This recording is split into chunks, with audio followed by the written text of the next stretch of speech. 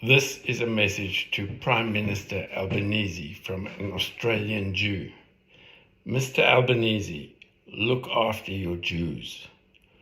On 7th October, hundreds of Palestinians crossed Israel's southern border and raped, tortured and murdered anyone they could find. Babies, women, children, no one was spared. They then kidnapped over 200 people, and amongst them were also children, babies, Jews, Muslims, foreign nationals. They took them all to Gaza. I was happy to see that a couple of days later, the Opera House would be lit in the colours of blue and white in solidarity with Israel. Sydney Jews were meant to congregate at the Opera House in solidarity and prayer with Israel.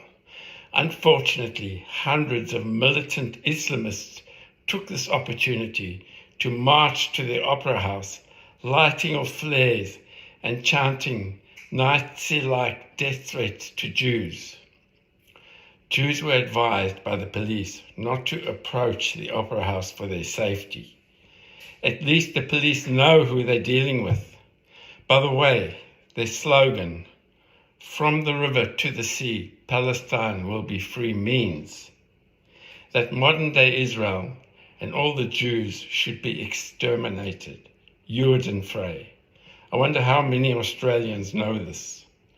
Fast forward to almost 3 weeks later, and the Palestinian flags were raised at Federation Square in Melbourne. Can this get any sicker? After the worst massacre of Jews since the Holocaust, the Victorian Labor government allowed this to happen. Most Aussies know that the Labor government is anti-Israel and by association anti-Jewish. Mr. Albanese, rein in your haters. Australian Jews work hard. They pay taxes. They generally do not go on welfare. They excel in the workplace, in the medical field, in the sciences, in finance and other fields. They adopted the Australian way of life and integrated into society. They have fought and died for Australia. Fact is that in whatever areas the Jews settled in, the areas get enriched. House values go up. The areas become beautiful and peaceful and becomes a magnet for all ethnicities and religions who want to live amongst them. When anti-Semitism is deemed to be okay, such is happening now in Australia, the Jews become nervous. And history tells us that they look to leave to safer places. Mr. Albanese, if this happens, Australia will become a poorer place. I read that besides tens of millions of dollars that Australia sent to the Palestinians, Penny Wong announced many more millions in aid. This money does not reach the people and the families on the street. It goes towards jihadist terror. It goes towards making Palestinian leaders billionaires. It goes to a fund where if a Palestinian kills a Jew, his family is paid huge amounts of money and they are set for life. This is where Australia is sending money to.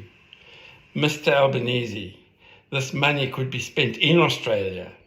How many Australians are in pain and discomfort, waiting for years for surgery?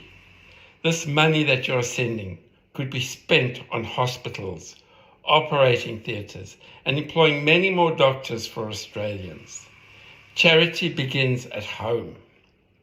To all those peaceful Australian Muslims that don't identify with militant Islam, and I'm sure there are many of you, and just want to live a peaceful life, well done to you, and may Allah bless you.